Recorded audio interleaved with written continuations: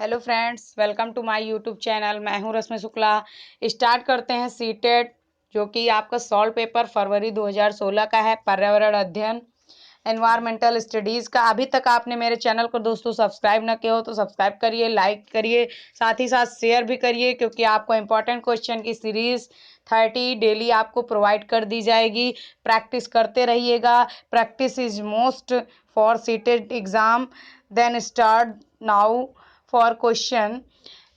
Start करते हैं question जो कि आपके एग्ज़ाम की दृष्टि से वेरी इंपॉर्टेंट हैं। सबसे पहले, निम्नलिखित में से कौन सा कथन आकलन प्रक्रियाओं के बारे में सबसे कम उपयुक्त है? निम्नलिखित में से कौन सा कथन आकलन प्रक्रियाओं में के बारे में सबसे कम उपयुक्त है? तो सबसे पहला ऑप्शन है, बच्चे को निजी विवरण और व्यक्तित्व पृष्ठपोषण यानी फीडबैक देना वांछनीय अभ्यास है। सेकेंड ऑप्शन कह रहा है, आपको क्वेश्चन पे विशेष फोकस करना है। क्वेश्चन क्या कह रहा है उसके अकॉर्डिंग आपको ऑप्शन चूज करना होगा। नहीं तो क्या होता है, क्वेश्चन कुछ और कहता है, आपके माइंड में कुछ और कि क्या कह रहा है, इसको ध्यान में जरूर रखना होगा। इसमें क्वेश्चन कह रहा है, निम्नलिखित में से कौन सा कथन आकलन प्रक्रियाओं के बारे में सबसे कम उपयुक्त है? तो पहला क्वेश्चन है, बच्चे को निजी विवरण और व्यक्तित्व पृष्ठपोषण यानी फीडबैक देना वांछनीय अभ्यास है।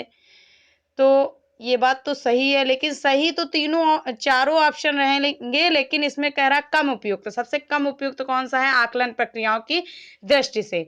तो सबसे कम उपयुक्त पे जाना है आपको। दूसरा ऑप्शन कह रहा है, सीखने के संकेतकों और उपसंकेतकों की सूची बनाना रिपोर्टिंग का अधिक विस्तृत बनाना है। रिपोर्टिंग को अधिक विस्तृत बनाता है।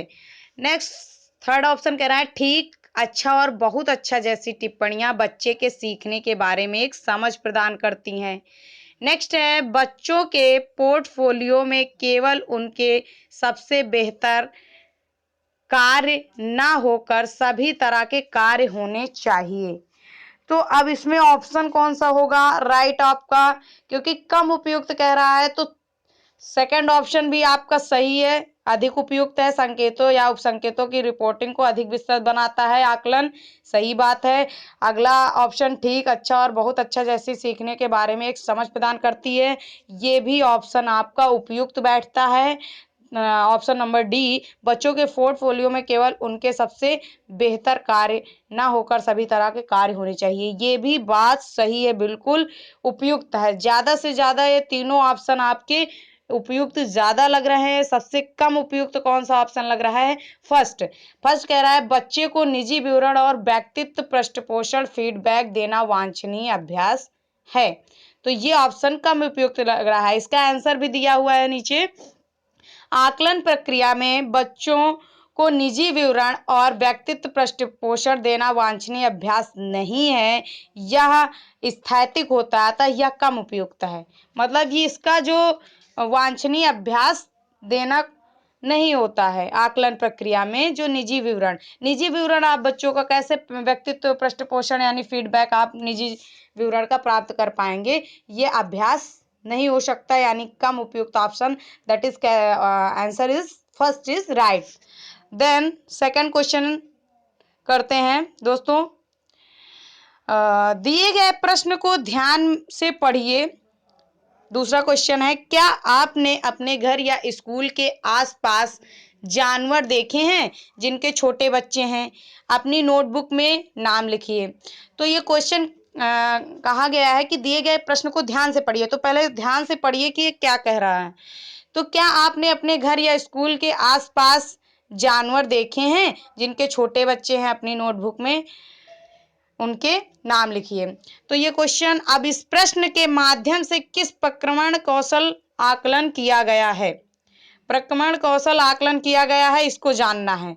तो भाई, जब घर या स्कूल के आसपास जानवर देखे जाते हैं तो छोटे बच्चे क्या सोचते हैं? नोटबुक में नाम लिखिए। उनके बारे में अगर नाम लिख रहे हैं तो इसका क्या कर रहे हैं? वो रिकॉर्ड कर रहे हैं, यानी किसी चीज को रिकॉर्ड कर रहे हैं नोटबुक में और इसको देख रहे हैं, कोई चीज को देख रहा है बच्चा घर या स्कूल के आसपास, तो क्या कर रहा है, अवलोकन कर रहा है बच्चा, तो अवलोकन करेगा और प्लस रिकॉर्डिंग करेगा। अगर नोटबुक में लिखने को कहा गया है तो रिकॉर्ड करेगा अपना। तो इसमें ऑप्शन फर्स्ट इज वर्गीकरण एवं चर्चा, बिल्कुल रॉन्ग आंसर आपका।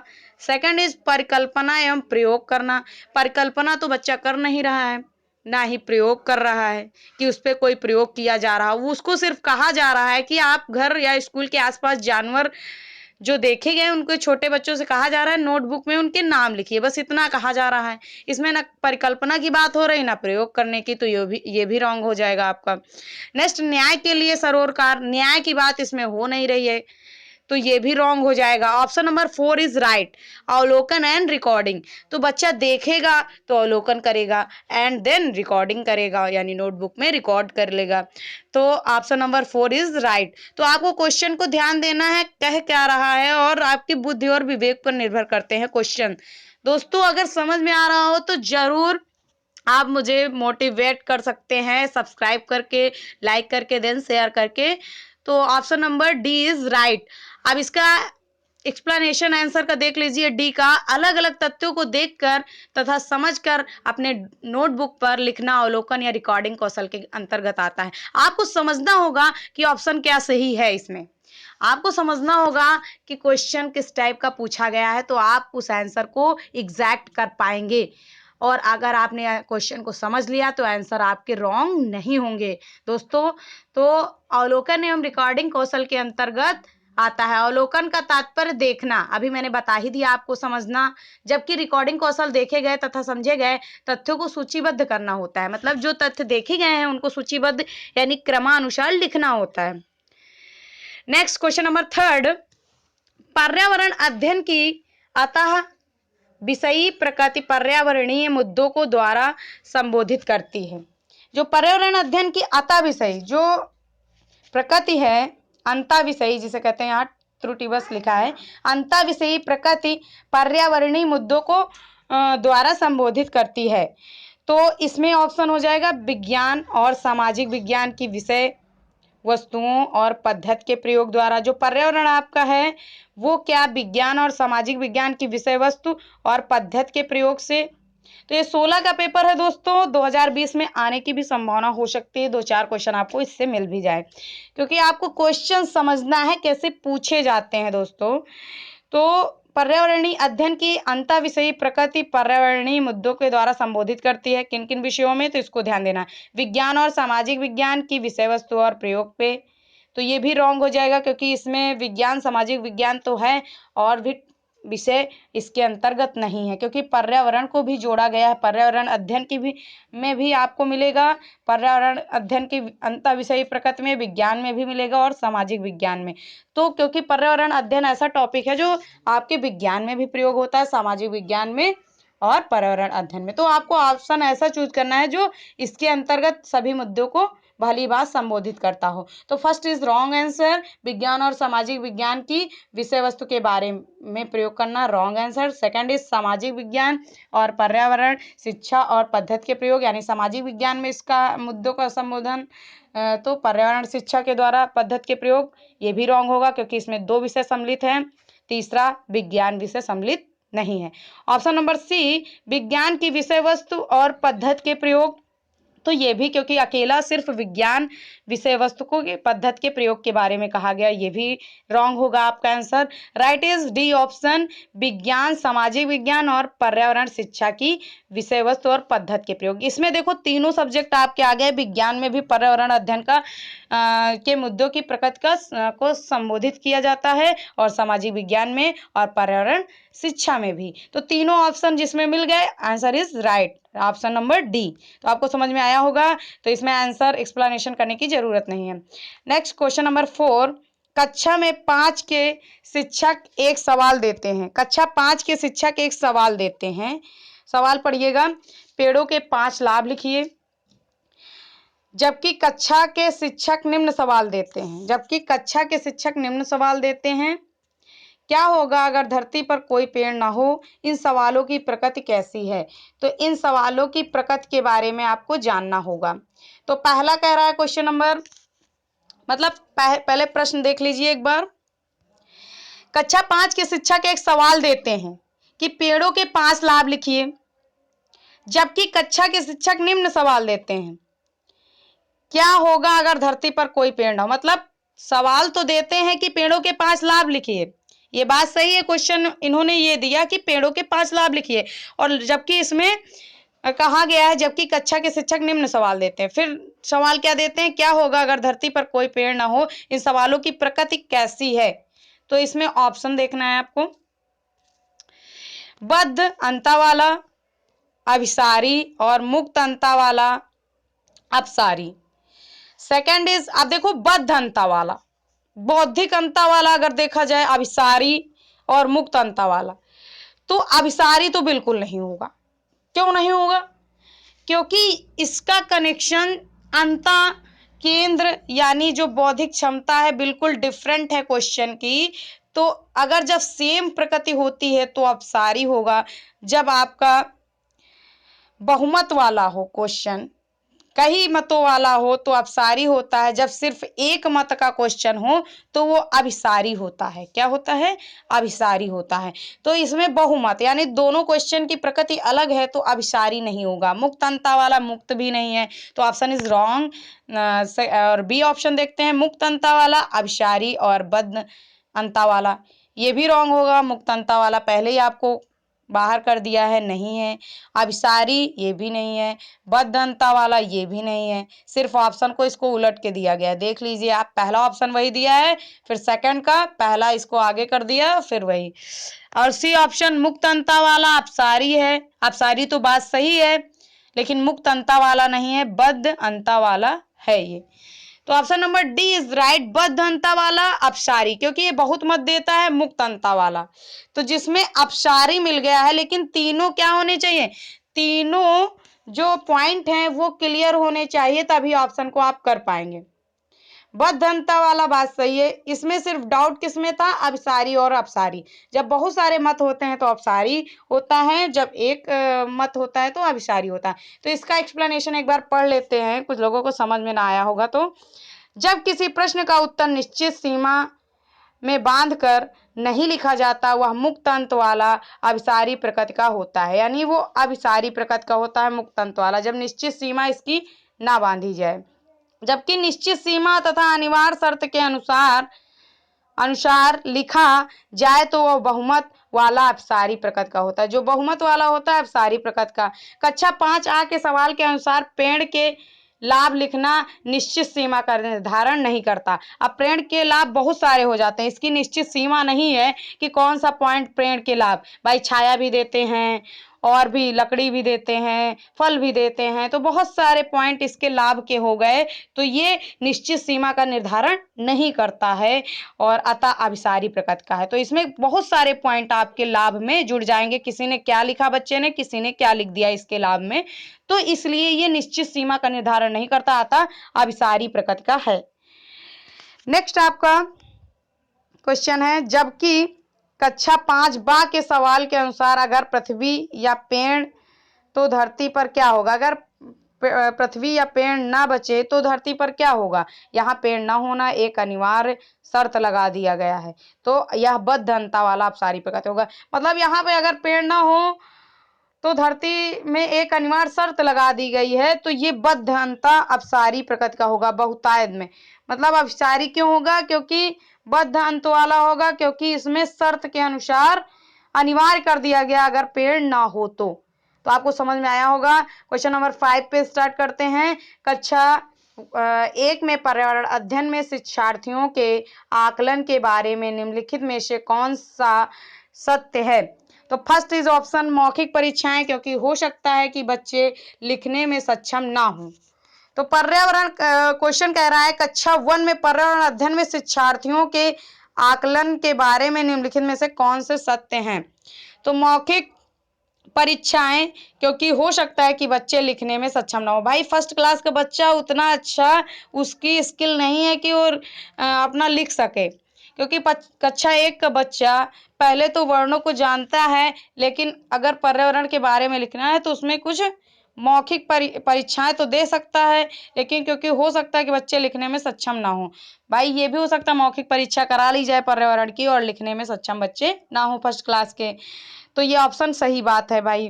और दूसरा ऑप्शन है ड्राइंग, क्योंकि बच्चों को इसमें आनंद आता है। अगर हम ड्राइंग के माध्यम से पर्यावरण अध्ययन का आकलन करें तो इसमें बच्चों को बता दिया कि इसमें आपको माउंटेन बनाना है या पेड़ से रिलेटेड, इन्वायरमेंट से रिलेटेड आपको बनाना है पर्यावरण अध्ययन से, तो बच्चा आनंद लेगा, इसमें इंटरेस्ट लेगा। तो ये भी बात सही है, उसका आकलन हम इस प्रकार से भी कर सकते हैं और मौखिक परीक्षा कराकर इस पे भी हम कर सकते हैं बच्चे का आकलन। तो नेक्स्ट आपका शिक्षकों का अवलोकन और रिकॉर्डिंग। शिक्षकों का अवलोकन और रिकॉर्डिंग, तो आपका इसमें क्या हो जाएगा, हाँ ये भी कर सकते हैं भाई। शिक्षकों का अवलोकन, जो शिक्षक देख रहे हैं और जो रिकॉर्ड कर रहे हैं, तो ये भी बात इसमें आकलन में आएगी, क्योंकि शिक्षक जब तक बच्चों को का अवलोकन नहीं करेगा और रिकॉर्डिंग नहीं करेगा तो समझेगा कैसे कि ये पर्यावरण अध्ययन में आकलन हो रहा है। आकलन में शिक्षक और शिक्षार्थी दोनों का होना मस्ट है। तो ऑप्शन नंबर ए सही है। First and second and third option is right. तो कभी कभी क्वेश्चन ऑप्शन दिए रहते हैं, ऑप्शन के अंदर भी ऑप्शन पूछे जाते हैं, जिसमें एक्सप्लेनेशन जरूरी होगा उसमें हम जरूर बताएंगे दोस्तों। तो नेक्स्ट आपका क्वेश्चन नंबर 6, कक्षा 5 की शिक्षिका एक एल्युमिनियम फाइल लेती है और पानी में डाल देती है एवं दिखाती है कि वह ऊपर तैरता है। फिर वह फाइल को मरोड़कर जोर से दबाती या निचोड़ती है और फिर से पानी में डालती है तथा शिक्षार्थियों को दिखाती है कि वह डूबता है। बाद में वह शिक्षार्थियों को यह सोचने और कारण देने के लिए कहती है कि ऐसा क्यों हुआ। इस प्रश्न का उत्तर देने में निम्नलिखित में से कौन से प्रक्रमण कौशल का प्रयोग किया जाएगा। तो इसमें कक्षा 5 की एक शिक्षिका है, वो क्या करती है, एक एल्युमिनियम फाइल लेती है और उसमें पानी में डाल देती है। एल्युमिनियम की फाइल को पानी में डाल देती है एवं दिखाती है बच्चों को कि ऊपर तैरता है। वो एल्युमिनियम की जो फाइल है ऊपर तैरती है। फिर वह फाइल को मरोड़कर, फिर फाइल को मरोड़ देती है, जोर से दबाती है और फिर से पानी में डालती है तथा शिक्षार्थियों को दिखाती है कि वह डूबता है। बाद में शिक्षार्थियों को यह सोचने के कारण देने के लिए कहती है कि ऐसा क्यों होता है। इस प्रश्न का उत्तर देने में निम्नलिखित में कौन सा प्रकरण। पहले तो वो एल्युमिनियम की फाइल को पानी में डाल देती है, ऐसे वो तैरने लगता है। बाद में मरोड़ कर, उसको निचोड़ कर फिर पानी में डालती है तो वो तैरता रह जाता है। तो इसका कारण क्या हो सकता है, किस कौशल के अंतर्गत आएगा। तो ये किस कौशल के अंतर्गत आएगा, इसका ऑप्शन हो जाएगा आपका, कौन सा ऑप्शन हो जाएगा, सी। ऑप्शन नंबर कौन सा हो जाएगा आपका, सी, अवलोकन। क्योंकि बच्चे देख रहे हैं, ये क्या कर रहे हैं, देख रहे हैं। ये कौशल का प्रयोग किसमें होगा, अवलोकन में होगा, क्योंकि शिक्षिका बता रही है बच्चों को और बच्चे क्या कर रहे हैं, अवलोकन कर रहे हैं। ये जो कार्य चल रहा है उसमें क्या कर रहे हैं, कौशलात्मक ढंग से उसमें अवलोकन कर रहे हैं, शिक्षिका के द्वारा बताए गए निर्देशों का अवलोकन कर रहे हैं। तो option number C is right answer. Then इसको आपको समझ में आ गया होगा। क्वेश्चन नंबर 7, पर्यावरण अध्ययन के शिक्षा शास्त्र के संदर्भ में सिवाय निम्नलिखित सभी वांछनीय अभ्यास हैं। किसके सिवाय, मतलब किसको हटाकर सभी वांछनीय अभ्यास हैं, एक आपका नहीं। तो इस टाइप के क्वेश्चन आते हैं सिवाय करके, तो आपको ध्यान में रखना है किसके सिवाय, मतलब कि 3 ऑप्शन आपके वांछनीय अभ्यास के होंगे, एक आपका वांछनीय अभ्यास नहीं होगा। तो सिवाय के भी देखना है, वांछनीय अभ्यास वाले सही होंगे। जो आपका सिवाय का ऑप्शन है उसी में आपको टिक करना है, जो नहीं आएगा। पर्यावरण अध्ययन के शिक्षा शास्त्र के संदर्भ में सिवाय के निम्नलिखित तथा सभी वांछनीय अभ्यास हैं। ऑप्शन नंबर फर्स्ट, आलोचनात्मक चिंतन और समस्या समाधान के लिए क्षमता संवर्धन करने में। तो ये वांछनीय अभ्यास है भाई, आलोचना करोगे और उसका समस्या समाधान करोगे, तो ये क्या होगा, वांछनीय अभ्यास। तो ये सही ऑप्शन है। फिर आपका मतलब इसमें ये देखना है, इसमें कह रहा है सिवाय, तो जो ऑप्शन आपका रॉन्ग होगा पर्यावरण अध्ययन के शिक्षा शास्त्र के अनुसार, वही आपका इसमें सही होगा ऑप्शन, क्योंकि वांछनीय सब है इसमें। आलोचनात्मक चिंतन और समस्या समाधान के लिए क्षमता संवर्धन करने में, तो ये आपका वांछनीय अभ्यास है। नेक्स्ट, बच्चे की असीमता का पोषण करने में, व्यक्तित्व को बच्चे के निखारने में पर्यावरण अध्ययन की मुख्य भूमिका होती है, तो ये भी बात सही है। तो इसमें गलत कौन सा है, आपको टिक करना है। सही ऑप्शन तो ये होगा नंबर सी, वास्तविक अवलोकन के स्थान पर पाठ्य पुस्तकीय ज्ञान की श्रेष्ठता को स्वीकार करना। तो ये बिल्कुल गलत है, यानी बिल्कुल गलत है, इसमें गलत ही बताना था, सिवाय लगा है। तो option number C is right. मतलब वास्तविक अवलोकन पे बल न देकर पाठ्य पुस्तक पर श्रेष्ठता स्वीकार करना, तो ये नहीं कहा गया है पर्यावरण में। तो ये वांछनीय अभ्यास नहीं है, बल्कि फर्स्ट वांछनीय अभ्यास है, सेकंड वांछनीय अभ्यास है, फोर्थ देखते हैं ऑप्शन, पाठ्य पुस्तकों और संदर्भों की बहुलता को बढ़ावा देता है। तो ये भी आपका राइट आंसर होगा, ऑप्शन नंबर डी। तो आपको इसमें समझ में आ गया होगा, सिवाय के क्वेश्चन बहुत फंसाने वाले होते हैं, इसमें राइट ऑप्शन सी होगा। और 3 आपके सही सही एकदम वांछनीय अभ्यास को दर्शाते हैं, जबकि सी ऑप्शन वांछनीय अभ्यास को नहीं दर्शाता है। तो सिवाय को याद रखिएगा इस टाइप के क्वेश्चन को। क्वेश्चन नंबर 8, महेश कक्षा 4 के शिक्षक हैं। वे वृक्ष संरक्षण की अवधारणा पर शिक्षार्थियों को संवेदनशील बनाने के लिए योजना बनाते हैं। जो महेश हैं, कक्षा 4 के शिक्षक हैं, वो वृक्ष संरक्षण की अवधारणा पर शिक्षार्थियों को संवेदनशील बनाने के लिए योजना बनाते हैं। निम्नलिखित में से कौन सी एक गतिविधि इस उद्देश्य के लिए सर्वाधिक उपयुक्त है? तो ऑप्शन नंबर आपका हो जाएगा कौन सा सही, पहले हम पढ़ते हैं चारों ऑप्शन। वाद विवाद प्रतियोगिता का आयोजन करना, बात गलत होगी, क्योंकि वो संवेदनशील वृक्ष संरक्षण अवधारणा के शिक्षार्थियों को संवेदनशील बनाने की योजना बना रहे हैं। तो ऑप्शन आपका कौन सा सही हो जाएगा? इसमें ऑप्शन होगा आपका कौन सा सही हो जाएगा? तो इसमें ऑप्शन आपका सही हो जाएगा बी ऑप्शन। इसमें आपका क्या सही हो जाएगा? बी ऑप्शन सही हो जाएगा। नेक्स्ट आपका बी क्या कह रहा है? एक पौधे को अपनाने और उसका पोषण करने के लिए प्रत्येक शिक्षार्थी को प्रेरित करना। तो बात सही है, जब महेश संवेदनशील बनाने की बात कर रहे हैं, महेश जो शिक्षक हैं वो कह रहे हैं एक पौधे को अपनाने, अगर एक पौधा दे दिया जाए किसी बच्चे को, तो वो अगर बता दिया जाए कि भाई ये इस पौधे की देखभाल तुम्हें ही करनी है, इसका पोषण करने के लिए प्रत्येक शिक्षार्थी को प्रेरित करना, प्रेरित कर दिया जाए, तो सब उसमें संवेदनशील रहेंगे कि ये मेरा पौधा है, वो सोचेगा मेरा पौधा है, तो इसमें प्रतिदिन पानी देंगे, खाद देंगे, जो भी है वो क्रमानुसार अब प्रेरित होकर करेंगे। तो इसलिए option is right, B option. Then C option, poster प्रतियोगिता में हिस्सा लेने के लिए शिक्षार्थियों को प्रोत्साहित करना। तो ये पर्यावरण के संवेदनशील धारणा में नहीं, वृक्ष संरक्षण से नहीं जुड़ा है। जिसमें वृक्ष संरक्षण की बात कही गई है अवधारणा की, तो पोस्टर का कोई सवाल ही नहीं उठता। ऑप्शन इज सी रॉन्ग हो जाएगा। डी ऑप्शन, समूह चर्चा के लिए शिक्षार्थियों के समूह बनाना। तो समूह चर्चा के लिए तो इसमें पर्यावरण संरक्षण में यानी वृक्ष संरक्षण में ये समूह चर्चा का कोई सवाल ही नहीं उठता। Option D wrong answer. तो option B is right answer, क्योंकि इसमें कहा गया वृक्ष संरक्षण अवधारणा पे शिक्षार्थियों को संवेदनशील बनाने के लिए, वृक्ष संरक्षण पे। तो वृक्ष संरक्षण पे option number B is right. एक पौधे को अपनाने और उसका पोषण करने के लिए प्रत्येक शिक्षार्थी को प्रेरित करना, B is right answer. Then question number 9, पर्यावरण अध्ययन में बच्चे शिल्पकला और चित्रकला को समूह में सीखना विशेष रूप से पसंद करते हैं।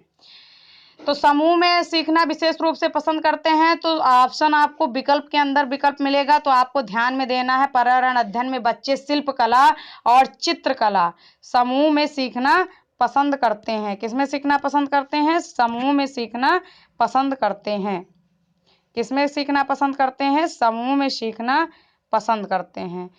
तो आपका क्या हो जाएगा इसमें? इसमें आपका ऑप्शन क्या हो जाएगा, इसको देखते हैं, एक मिनट। इसमें हम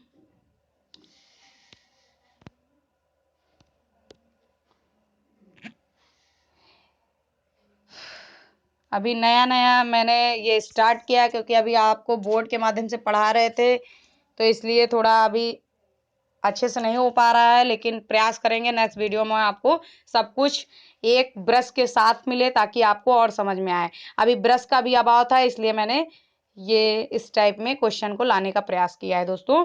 नेक्स्ट वीडियो में आपको अच्छा प्रोवाइड किया जाएगा। नेक्स्ट क्वेश्चन, क्वेश्चन नंबर 9, पर्यावरण अध्ययन में बच्चे शिल्पकला और चित्रकला को समूह में सीखना विशेष रूप से पसंद करते हैं।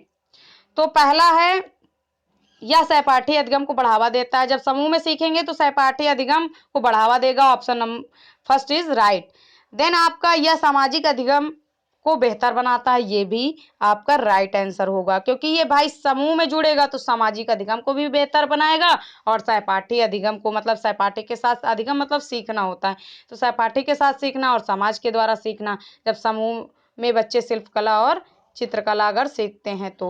नेक्स्ट ऑप्शन, जब बच्चों को सृजनात्मकता की प्रशंसा की जाती है तो वे खुश होते हैं, वह उसके प्रति प्रेरित होते हैं। हाँ, ये भी राइट आंसर होगा, क्योंकि जब बच्चों को अगर हम किसी कार्य को करने को दें, वो अच्छे ढंग से सृजनात्मक रूप से प्रस्तुत कर दें और उन्हें हम प्रेरित कर दें तो बच्चे खुश होते हैं और उन्हें और प्रेरणा मिलती है आगे के कार्य को करने के लिए। तो नेक्स्ट आपका 4 नंबर, यह कक्षा में अनुशासन को बढ़ाता है। ये अनुशासन को नहीं बढ़ाता है। शिल्पकला और चित्रकला को समूह में सिखाना, ये विशेष रूप से 3, ये first option right, second, third, ये अनुशासन को नहीं बढ़ाता। तो सही विकल्प का आपका कौन सा होगा? पहला, दूसरा और तीसरा हो जाएगा। तो ये आपको समझ में आया होगा, इसका एक्सप्लेनेशन करने की जरूरत नहीं है।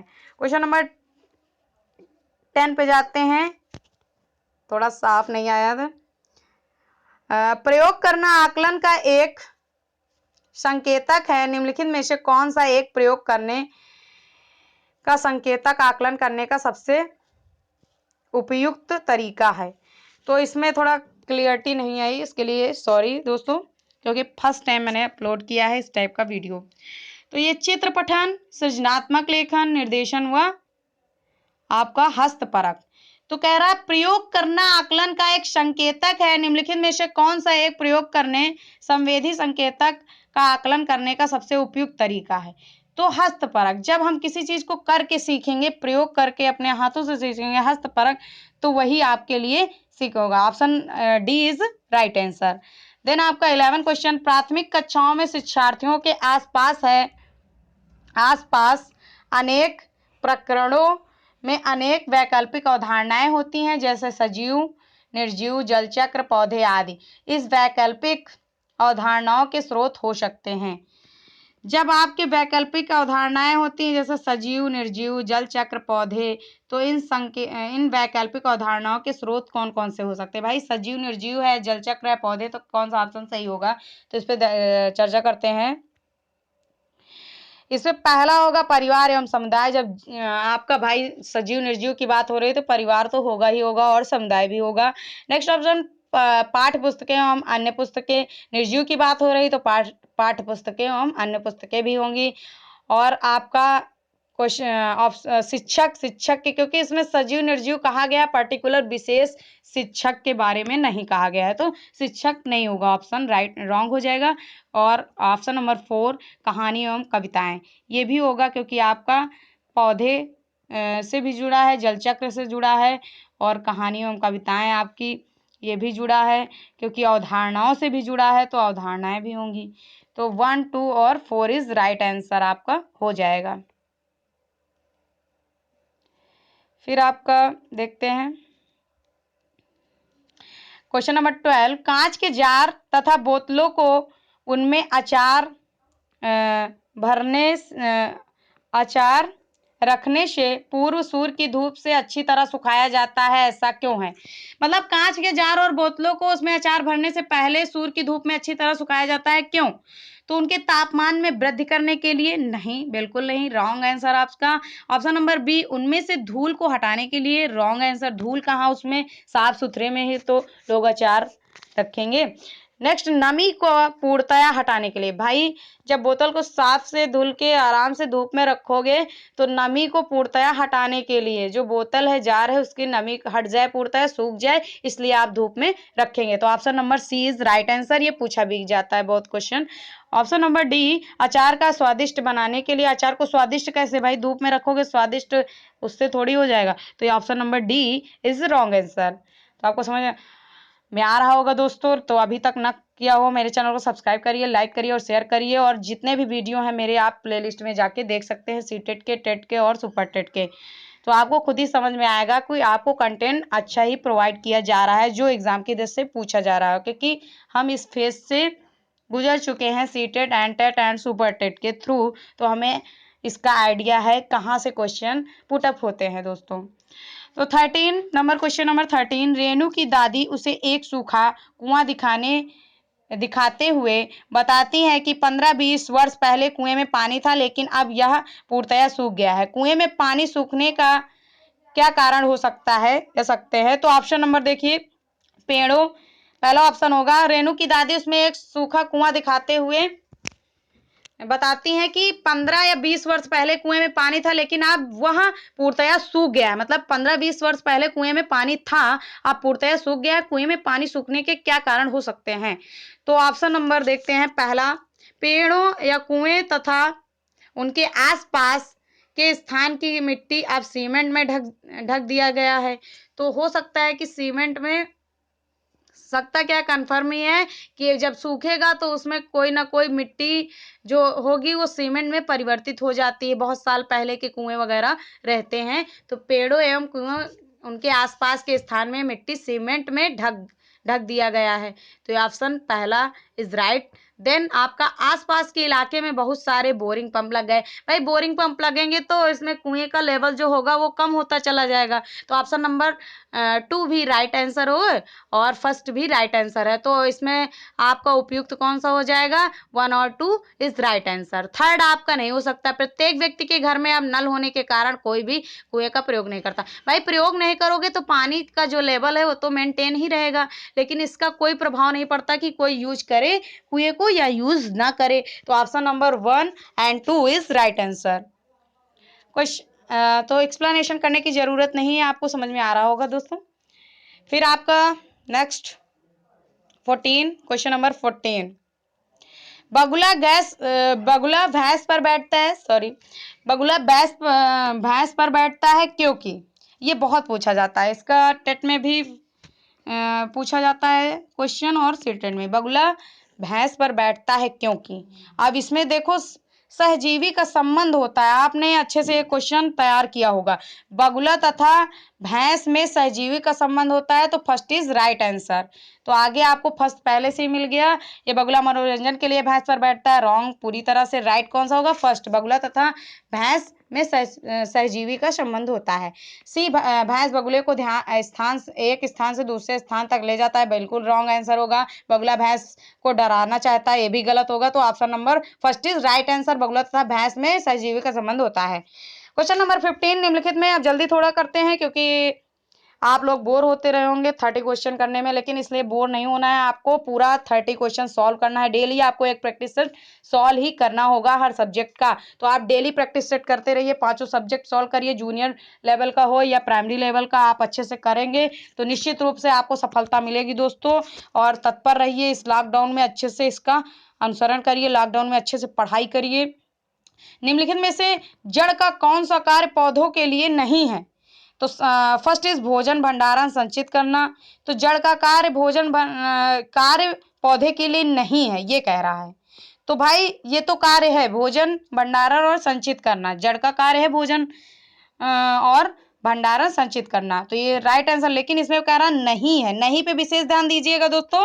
नहीं वाले क्वेश्चन बहुत आते हैं तो उसमें कंफ्यूजन हो जाती है, लोग है वाले कर देते हैं, समझ लेते हैं है क्वेश्चन, लेकिन नहीं पे ध्यान दीजिए।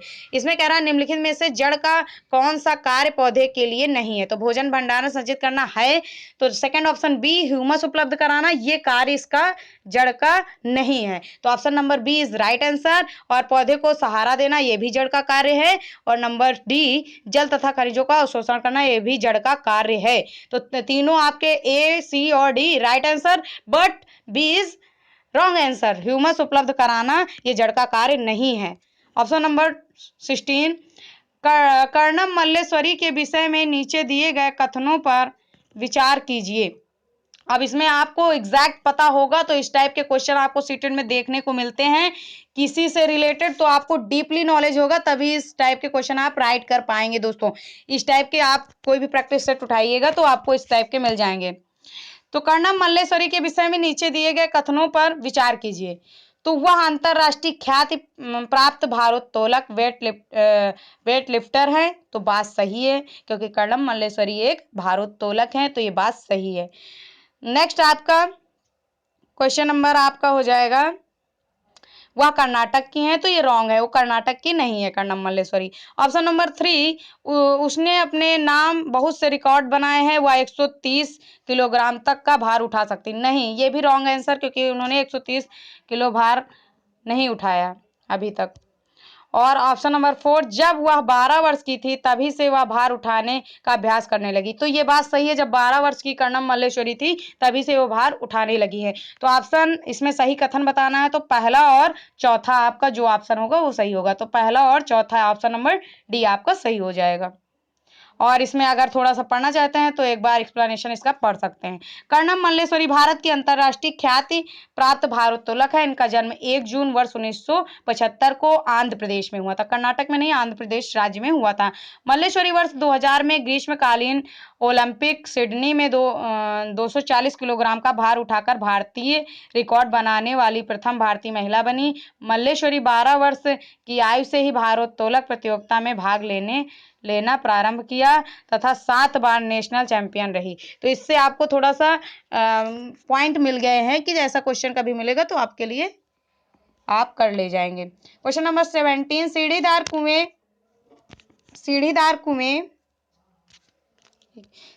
कुएं अथवा बावली से संबंधित निम्नलिखित कुछ कथन दिए गए हैं, तो आपको राइट बताना है कि कौन कौन से सीढ़ीदार कुएं और बावली से संबंधित सही है बात। तो पहला है, वे जल भंडारण तथा संरक्षण की पारंपरिक व्यवस्था है, सही बात। कुएं जो सीढ़ीदार होते हैं, बावड़ी होती है, वो भंडारण और संरक्षण के लिए पारंपरिक व्यवस्था है, तो बात सही है, यानी राइट ऑप्शन है पहला। दूसरा राइट ऑप्शन है, सामुदायिक स्रोत के रूप में उनका प्रयोग होता है, भाई सामुदायिक रूप में स्रोतों के रूप में उनका प्रयोग होगा, राइट ऑप्शन सेकंड भी। थर्ड, उनका निर्माण मुख्यतः वर्षा रहित राज्यों में होता है, जहां वर्षा नहीं होती है वहां बावड़ी बनाई जाती है और सीढ़ीदार कुएं बनाए जाते हैं, जिससे पानी का अभाव वहां पे उन क्षेत्रों में ना रहे, तो ये भी ऑप्शन आपका सही होगा।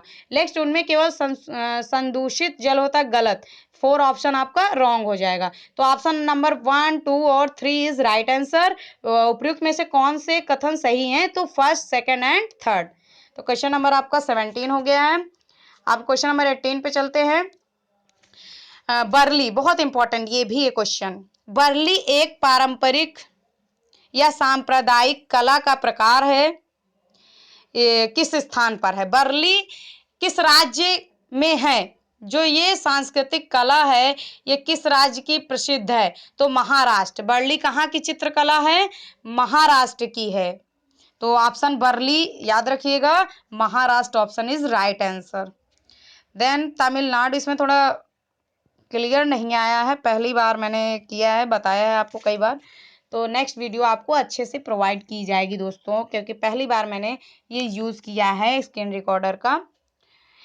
तो दोस्तों, और जो मेरे बोर्ड वाले थे वीडियो आप देखे होंगे तो आपको अच्छे से समझ में आएंगे। 19 क्वेश्चन, तमिलनाडु के निकटवर्ती समवर्ती राज्य, इस टाइप के क्वेश्चन बहुत, इस बार 2019 में ये क्वेश्चन पूछा भी गया था, जिसको एग्जैक्ट पता होगा उन्होंने सही किया, यानी 16 में भी पूछा गया सीटेड में और 19 में भी पूछा गया। तो तमिलनाडु के निकटवर्ती या समीपवर्ती राज्य कौन सा है? तमिलनाडु के साइड में कौन है? केरल, कर्नाटक और आंध्र प्रदेश, ये निकटवर्ती तमिलनाडु के राज्य हैं, केरल, कर्नाटक और Andhra Pradesh. First option is right answer. Then निम्नलिखित में से किसकी हाँ, इसमें ऑप्शन कह रहा है सुनने, लिखा है शायद। निम्नलिखित में से किसकी सुनने की शक्ति अधिक होती है? वह वायु से पत्तों की हिलने की आवाज पर किसी जानवर के चलने की ध्वनि में अंतर कर सकता है, मतलब किसकी ज्यादा सुनने की शक्ति होती है कि वायु के पत्तों की हिलने की आवाज भी सुन सकता है और जानवरों के चलने की ध्वनि में अंतर कर सकता है कि जानवर की है कि वायु में पत्तों के हिलने की है। तो ऑप्शन नंबर बाघ, फर्स्ट इज बाघ, सेकंड इज गिद्ध, तीसरा रेशम का कीड़ा, चौथा है आपका कुत्ता।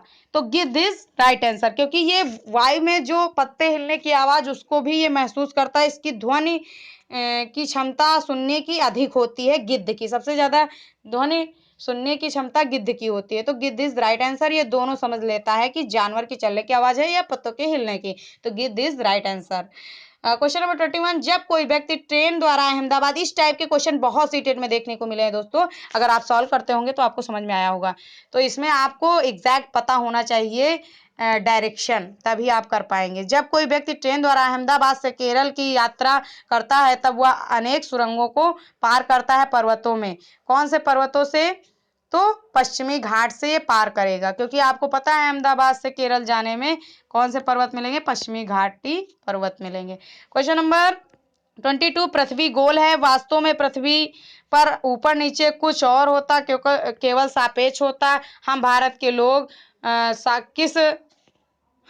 लोग किस देश के लोगों के सापेक्ष उल्टे हो सकते हैं? जो हम पृथ्वी गोल है, सबसे ऊपर हम लोग हैं भारतीय, तो हम किसके सापेक्ष उल्टे हो सकते हैं? तो option right is first, Alaska यानी यूएसए के हम सापेक्ष उल्टा हो सकते हैं। जो भारत देश है अपना, वो अलास्का यूएसए के सापेक्ष उल्टा हो सकता है। क्वेश्चन नंबर नेक्स्ट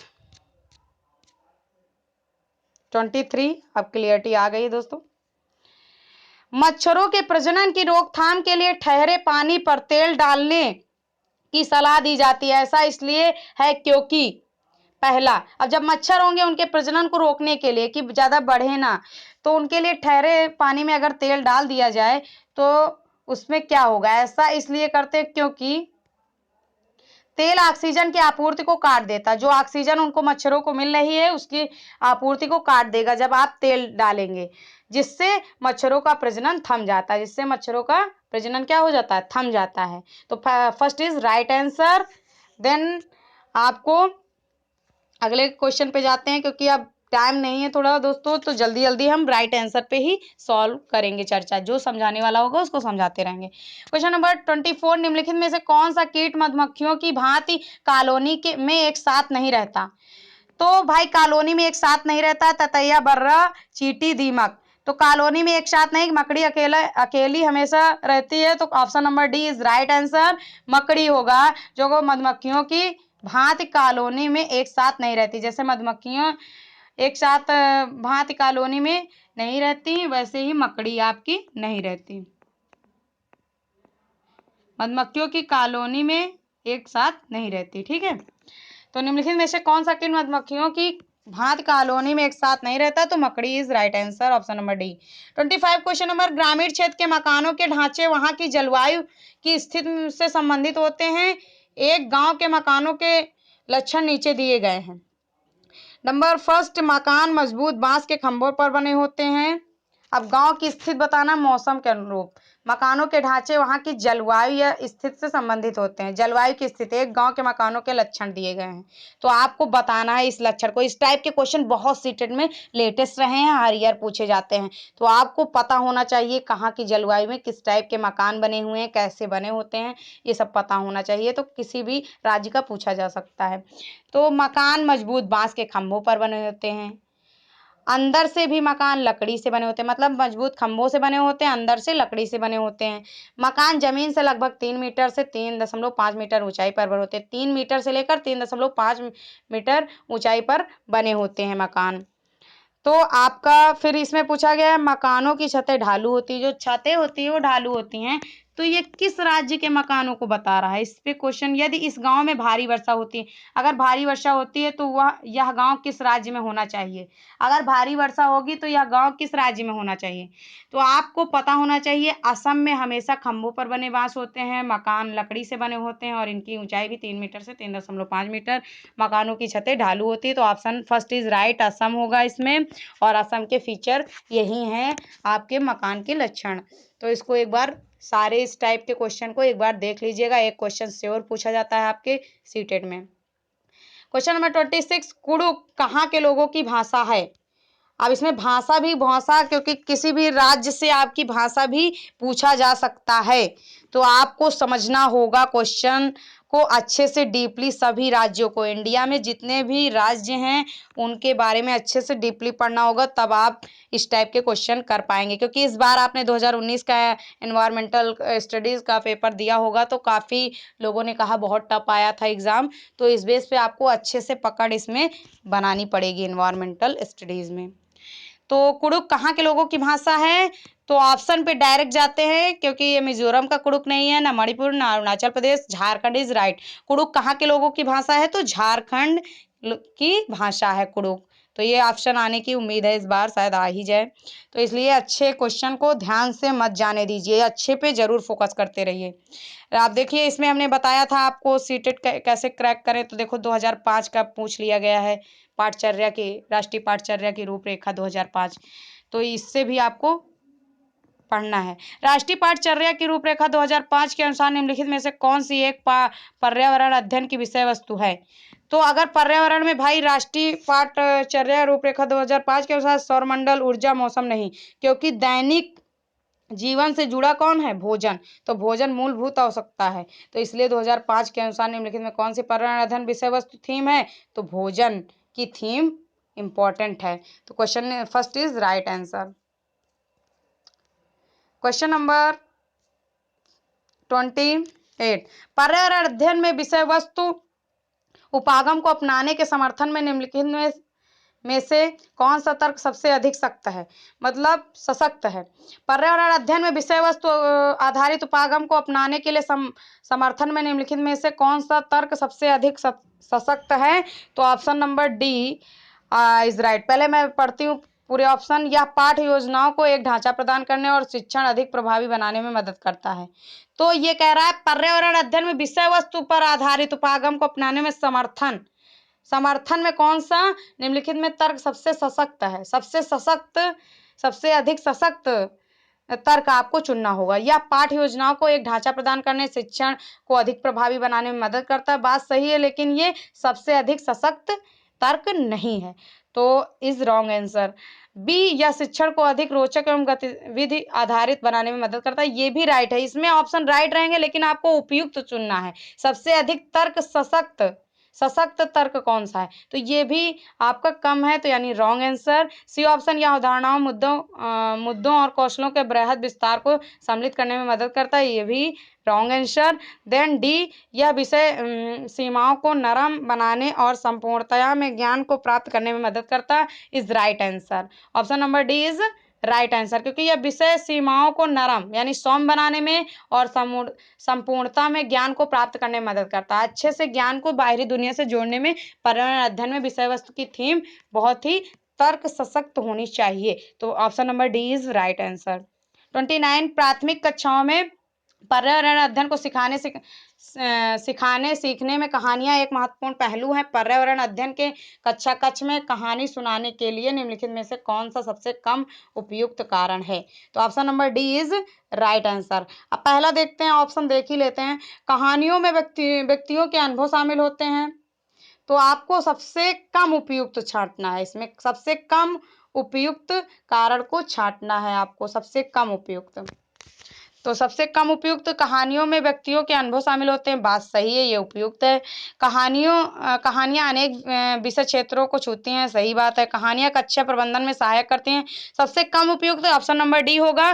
कहानियां पर्यावरण अध्ययन अवधारणाओं से संबंध जोड़ने के लिए संदर्भ उपलब्ध कराती हैं, तो सबसे कम उपयुक्त कारण कौन सा है? Option number D is right answer. Question number 30, पर्यावरण अध्ययन पाठ्य पुस्तक की विषय वस्तु में क्या करता है, कौन सा रोल निभाता है? तो ऑप्शन नंबर पहला, परिभाषाओं और व्याख्याओं को दूर रखा जाना चाहिए, बात गलत है, क्योंकि ये और भी व्याख्यानों को परिभाषित करता है, तो इसलिए first is wrong answer. Then रट कर सीखने को हतोत्साहित करना चाहिए, नहीं, आपको किसी चीज में हतोत्साहित नहीं करना चाहिए, second is wrong answer. Then बच्चे को प्रश्न करने और खोजने का मौका मिलना चाहिए, बात third option is right answer, क्योंकि बच्चों को जितना आप प्रश्न पूछने को कहोगे, जितना खोजबीन करने को मौका दोगे, उतने ही वो आपके कुशल शिक्षार्थी होंगे। जितना उनको मौका दिया जाएगा, प्रश्न करने खोजने का मौका मिलना चाहिए, उतना वो ज़्यादा आपके बौद्धिक तार्किक सभी गतिविधियों में आगे जाएंगे।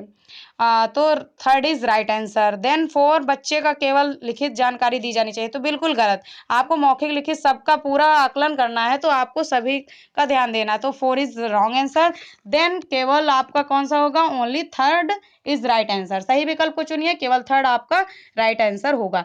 दोस्तों, मैंने आपको इतना समय कीमती दिया है, और आपके लिए 30 क्वेश्चंस लेकर आए हुए हैं।